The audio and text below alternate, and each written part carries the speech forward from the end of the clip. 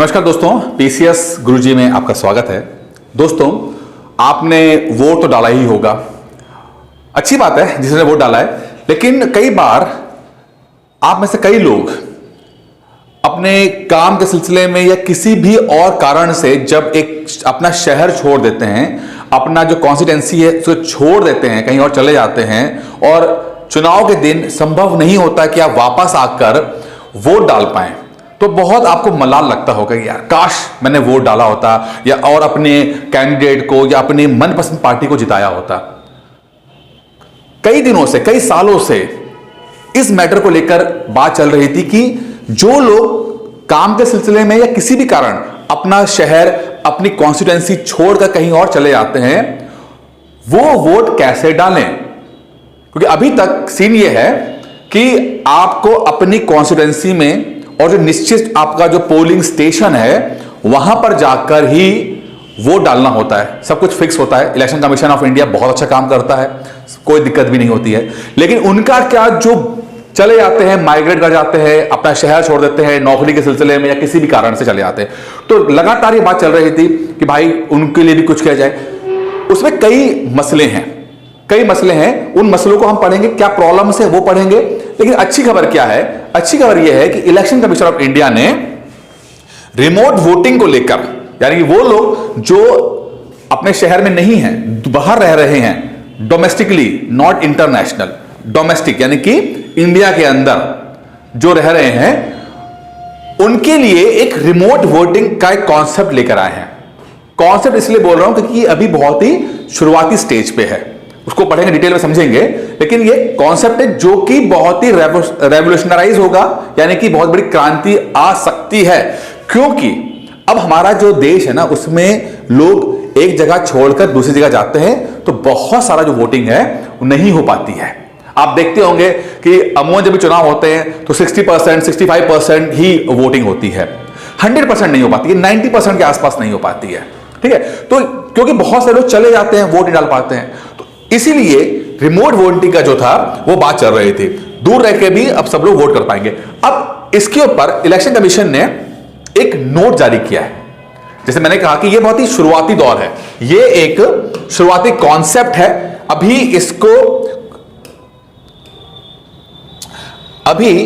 इसके ऊपर काम शुरू हुआ है। तो इलेक्शन कमीशन ऑफ इंडिया ने एक नोट जारी किया है, यानी कि एक इंफॉर्मेशन दी है कि भाई ऐसा कुछ हम करने जा रहे हैं कि हम लोग रिमोट वोटिंग को प्रमोट करेंगे। लेकिन यह काम इतना आसान नहीं है, इसमें कई मसले हैं, कई तरह के मसले हैं। तो उन्होंने एक इनवाइट किया, पहले समझते, इन्होंने इनवाइट किया जितनी भी पार्टी हैं उन सभी पार्टियों को बोला है कि 16 जनवरी को आके एक ट्रायल दे दो, देख लो अपना, कि शुरुआत में हमने एक कॉन्सेप्ट बनाया है, उस कॉन्सेप्ट को आप देख लो, ट्रायल बेसिस पे देख लो। सभी पॉलिटिकल पार्टीज को बुलाया गया है कि आके अब ट्रायल देख लें, ठीक है। और इनिशियल जो मॉडल है उसके ऊपर अपना जो भी टिप्पणी करनी है, जो भी डाउट्स हैं, जो भी समस्याएं हैं, सबको देखनी है। तो जो भी आपका लीगल होगा या एडमिनिस्ट्रेटिव वाला पॉइंट होगा या टेक्निकल इशू जो भी होगा, वो आप उठा सकते हो और उस पर डिस्कशन कर सकते हैं, और उसमें सुधार करने की जरूरत पड़ेगी तो सुधार किया जा सकता है। क्योंकि अभी भी आप देखोगे कि ईवीएम को लेकर गाहे बगाहे लगातार जो है, ये ईवीएम जो है वो संदेह के घेरे में आता रहता है। तो ऐसा कुछ मसला ना रहे, सब लोग एक सही तरीके से भरोसे के साथ काम कर सकते। क्योंकि देखिए, जब भी कोई ईवीएम पे उंगली उठाता है, अब ईवीएम हैक हुआ या नहीं हुआ या कर पाए या नहीं कर पाए, एक सेपरेट इशू है। बट अगर आप ईवीएम पर या अपने इलेक्शन प्रोसेस पर उंगली उठा रहे हो, तो कहीं ना कहीं आप दुनिया को यह बता रहे हो कि हिंदुस्तान के अंदर जो इलेक्शन होता है वो गलत हो रहा है। अगर ऐसा हो रहा है और झूठ भी बोल रहे हो तो भी एक इमेज खराब क्रिएट होती है। क्योंकि अगर हिंदुस्तान के, मैं हमेशा पढ़ाते समय बोलता हूं कि अगर हिंदुस्तान के अच्छी बातें बतानी हो कि भाई इंडिया का अचीवमेंट क्या रहा, तो कई अचीवमेंट में, जैसे कि इसरो का अचीवमेंट इंडिया का अचीवमेंट है, तो इलेक्शन कमीशन जो है वो one of the biggest achievement है। 140 करोड़ लोगों का चुनाव कराना, सही तरीके से करा देना, यह अपने आप में बहुत बड़ी बात है। दुनिया के कई देश हिंदुस्तान आते हैं, सीखते हैं किस तरह से इतने बड़ी डेमोक्रेसी का चुनाव होता है और ट्रांसफर ऑफ पावर होता है। यानी कि अगर मान लो सत्ता में कोई सरकार है, अगर वो चुनाव हार जाती है तो बिना कुछ कहे चुपचाप चली जाती है और दूसरा जीत के आता हुआ आ जाता है।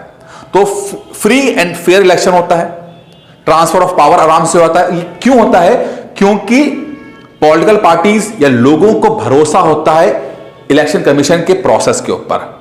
अब उसमें ईवीएम आ रहा है तो संदेह अगर उठाते हैं लोग और प्रूफ नहीं दे पाते, अगर प्रूफ नहीं है तो ये कहीं ना कहीं ये डेमोक्रेसी को कमजोर करना या भारत की इमेज को खराब करने की बात हो जाती है। अगर आपके पास एविडेंस है, प्रूफ है, ऐसा कुछ प्रूफ कर पा रहे हो तो कोई बात नहीं, ठीक है, बिल्कुल चाहिए, इसमें सुधार करेंगे, कोई गलत नहीं होना चाहिए।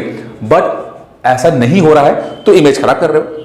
अब ये बहुत टेक्निकल मैटर है, क्योंकि ईवीएम के साथ एक खास बात है कि ईवीएम जो है वो इंटरनेट से कनेक्टेड नहीं है, इंटरनेट से कनेक्टेड नहीं है। इसीलिए इलेक्शन कमीशन कहता है कि इसको हैक करना इम्पॉसिबल है, कि आप इसको कर नहीं सकते, क्योंकि जब कनेक्टेड ही नहीं है किसी से तो कैसे हैक कर लोगे। एग्जाम्पल के लिए आपके घर में एक कैलकुलेटर होगा। अब कैलकुलेटर इलेक्ट्रॉनिक डिवाइस है, बट चूंकि इंटरनेट से कनेक्टेड नहीं होता तो उसको हैक नहीं कर सकते हैं। यह इलेक्शन कमीशन का रहता है। तो अब ऐसे व्यक्ति जो कि हिंदुस्तान से बाहर रह रहे हैं, या सॉरी अपने क्षेत्र से बाहर रह रहे हैं, अपने कॉन्स्टिट्यूएंसी से बाहर रह रहे हैं, वो वोट कैसे डालेंगे? अब वोट उनको अगर वोट डालना होगा तो कहीं ना कहीं इंटरनेट से कनेक्ट तो होना ही पड़ेगा। और अगर आप इंटरनेट से कनेक्ट हो रहे हो तो कितना भी सिक्योरिटी क्यों ना आ जाए, क्रैक करने का या हैक करने की संभावना हमेशा बनी रहती है। तो यही सब मैटर जो हैं, यही टेक्निकल मैटर्स, यही एडमिनिस्ट्रेटिव मैटर, ये लीगल मैटर जो हैं, इलेक्शन कमीशन कह रहा है कि हम जो है एक इनिशियल मॉडल रखेंगे और सभी पार्टीज आकर अपनी बातें रखें और उनके जो भी डाउट है वो बता दिया जाए। अब ये अपने आप में बड़ी बात है, क्योंकि अब इलेक्शन कमीशन चाहता है कि ज्यादा से ज्यादा लोग वोट कर पाए, डेमोक्रेसी मजबूत हो पाए। सिर्फ 40-50% वोटिंग से ना जीते, 90% तक वोटिंग होनी चाहिए और डेमोक्रेसी मजबूत होनी चाहिए। ठीक है, अब इसमें इलेक्शन कमीशन ने बोला कि भैया जो है ना, ये डोमेस्टिक माइग्रेंट्स हैं, यानी कि इंडिया के अंदर ही ट्रेवल कर रहे हैं इधर से उधर। माइग्रेशन अपने आप में बहुत बड़ी बात है। सभी गांव वाले लोग, मैक्सिमम बहुत सारे लोग जो होते हैं वो क्योंकि गांव में सुविधा नहीं है, शहर की तरफ मूव करते हैं। अब चुनाव के समय संभव नहीं होता कि आप, इसीलिए आप देखते हो 50-60% वोटिंग होती है। तो जितने भी पहले, अच्छा एक और भी तरह का माइग्रेशन होता है, वो है एनआरआई बन जाना, विदेश चले जाना, उनका भी मसला समझेंगे भी हम लोग। ठीक है, तो डोमेस्टिक माइग्रेंट वोटर्स को रिमोट ईवीएम के माध्यम से इलेक्शन कमीशन चाहता है कि वोट कर पाए। तो इसके लिए एक कॉन्सेप्ट दिया गया है कि एक पोलिंग स्टेशन बनेगा, ठीक है, उसके अंदर ऐसा फीचर रखा गया है कि 72 कॉन्स्टिट्यूएंसी के लिए आप वोट कर पाओगे। मतलब आप इंटरनेट के माध्यम से, ऐप के माध्यम से नहीं करोगे, ऐसा नहीं कि आप आपके मोबाइल पे आ जाएगा ना, आपको पोलिंग स्टेशन जाना पड़ेगा। यानी आप दिल्ली में रहते हो, आप रहने वाले हो यूपी के, मान लो लखनऊ के रहने वाले हो, दिल्ली चले गए, दिल्ली में हो आप, चुनाव लखनऊ में चुनाव हो रहा है और आप दिल्ली में अपनी नौकरी छोड़कर नहीं जा सकते वहां पर। तो आप क्या करोगे कि आप इलेक्शन कमीशन द्वारा बनाए गए पोलिंग स्टेशन पे जाओगे। वहां जाने के बाद आप अपनी कॉन्स्टिट्यूएंसी, जो कि 72 में से कोई भी हो, मतलब 72 और भी हो सकती है, लेकिन कोई भी उसमें लिस्ट होगा, तो उस पोलिंग स्टेशन में जाके 72 जो कॉन्स्टिट्यूएंसी में जिसमें आपका अगर होगा तो वहां पर जाकर अपने मनपसंद कैंडिडेट को वोट कर पाओगे। ठीक है, तो यहां पर आप देखोगे कि जो इलेक्शन कमीशन है उसने ऐप ने यूज नहीं किया है, उसने, जहां तक मुझे लगता है, अभी मॉडल आया नहीं है, मुझे लगता है कि जैसा मशीन है, ईवीएम वाली मशीन है, बिना इंटरनेट से कनेक्टेड वाली मशीन, वैसी मशीन बनाई जा रही है और एक मशीन के अंदर 72 कॉन्स्टिट्यूएंसी का फीचर होगा। ठीक है, और वहां पे आप वोट कर दोगे, लेकिन बाद में जब जनगणना होगी, जब गणना होगी तब उसमें से मशीन निकाल कर वहां पे लगा दिया जाएगा। लेकिन उस समय जब आप वोट डाल रहे होगे वो इंटरनेट से कनेक्टेड नहीं होगी, ऐसा मेरा मानना है। अब भविष्य में क्या होता है देखते हैं, लेकिन ऐसा कुछ रहेगा इसके अंदर। तो आपको पोलिंग स्टेशन में जाना पड़ेगा, वहां पर अपनी मनपसंद जो आपकी कंस्टिट्यूएंसी उसमें जाकर अपने मनपसंद कैंडिडेट को वोट करना पड़ेगा। ऐसा डोमेस्टिक माइग्रेंट वर्कर्स के लिए है। अब एक चीज और भी है, जैसे मैंने कहा कि माइग्रेशन तो दो तरह के होते हैं, डोमेस्टिक माइग्रेशन होता है और इंटरनेशनल माइग्रेशन होता है। तो एनआरआई वालों ने भी बोला था कि भाई हमें भी वोट दो, हम भी वोट देना चाहते हैं, हम भी वोट डेमोक्रेसी से जुड़ना चाहते हैं। तो ऐसा कुछ इन्होंने बहुत मुद्दा उठाया और ये मुद्दा जो है 2013 में, सॉरी, ये मुद्दा जो है 2013 में सुप्रीम कोर्ट के सामने एक पेटिशन के रूप में रखा गया कि इन्होंने एनआरआई लोगों ने कि भाई हमें भी जो है वोट डालने का अधिकार होना चाहिए, ठीक है। एक पेटिशन डाली सुप्रीम कोर्ट में और बोला कि देखिए अगर कुछ रूल्स के अंदर बदलाव कर दिया जाए, तो हम वोट कर पाएंगे, एनआरआई जितने हैं उनको वोटिंग राइट मिल जाएगा। क्योंकि और इसके लिए आपको संविधान के अंदर कोई भी संशोधन करने की जरूरत नहीं है, आपको संविधान के अंदर कोई भी आपको संशोधन करने की जरूरत नहीं है, कोई जरूरत नहीं। क्यों? क्योंकि वोट डालना, वोटिंग करना आपका लीगल राइट है, कॉन्स्टिट्यूशन राइट नहीं है। वोट डालना आपका लीगल राइट है, सब पढ़ते हैं ना आप लोग, लीगल राइट है आपका, ठीक है। तो जो कानून है उस कानून में बदलाव कर रहे हो तो आराम से हो जाएगा। अगर संविधान में लिखा होता तब उसके अंदर अमेंडमेंट प्रोसेस चलता, आर्टिकल 368 के उससे, ठीक है, लेकिन ऐसा नहीं है। तो ये आसान काम था किसी भी पॉलिटिकल पार्टी के लिए, आसान, लेकिन सुरक्षा के लिए या लॉजिस्टिकली या कॉन्सेप्ट वाइज अभी तक कोई भी सरकार ने इस पर कदम नहीं उठाया। लेकिन इलेक्शन कमीशन अब धीरे धीरे इसकी तरफ सीरियसली काम कर रहा है और चाह रहा है कि ज्यादा से ज्यादा लोग डेमोक्रेसी के इस कहते हैं ना महाकुंभ में, महामेले में अपने कंट्रीब्यूट कर सके, अपने आप को जुड़ा हुआ महसूस कर सके, और चाहे वो देश से बाहर हो चाहे देश के अंदर कहीं और रह रहे हो, अपने मनपसंद पार्टी को या मनपसंद लोगों को वोट डाल सकें। तो ये कुल ऐसी बातें थी जो मुझे लगता है कि बहुत इंपॉर्टेंट रहेंगी।